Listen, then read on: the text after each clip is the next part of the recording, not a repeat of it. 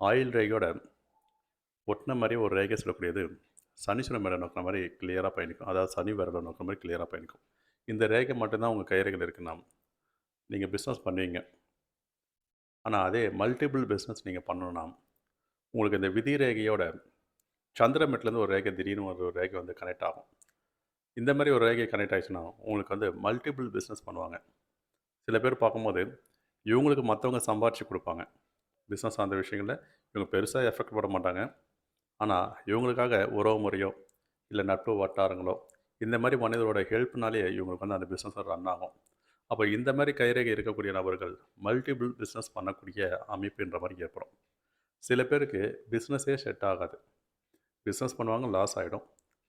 அதில இவங்க வந்து ஜாப்ன்ற மாரியே தான் பயணிக்கணும். அது வந்து அடிமை தொழில் சொல்லக்கூடிய அமைப்பு. இந்த மாரி அடிமை தொழில் சொல்லக்கூடிய அமைப்பு ஏற்படும்னா, இவங்க பார்க்கும்போது வெளிநாட்ல போய் சம்பாரிப்பாங்களா? இல்ல இந்தியாலே பிறந்த ஊர்லயே அவங்க சம்பாரிப்பாங்களா? அப்படின்னு பார்க்கும்போது, ஆயில் ரேகைய ஒட்டுன மாரி ஒரு ரேகை வந்து சந்திரமேட நோக்குன மாரி வி ஷேப்ல பிரியும். இந்த மாரி அமைப்புல இருந்தா, இவங்க பிறந்த இடம் ஒரு கண்ட்ரியா இருக்கும். ஆனா, இவங்க ஜாப் செய்யக்கூடிய இடம் ஒரு கண்ட்ரியா இருக்கும். ப்ளஸ் வந்து சில பேருக்குலாம் குடும்ப அமைப்பும் சப்போர்ட் பண்ணுச்சுன்னா, இவங்க வெளிநாட்டில போய் செட்டிலும் ஆயிடுவாங்க. வெளிநாட்டிலேயே இவங்களோட கடைசி காலங்களும் முடியும். அப்போ வந்து இவங்க ஜாப் சார்ந்த விஷயங்கள ஃபாரின் கம்பெனிக்கு, ஃபாரின் ஜாப்ல இவங்க வந்து பயணிக்கக்கூடிய அமைப்புன்ற மாரி இவங்களுக்கு கொண்டு வரும்.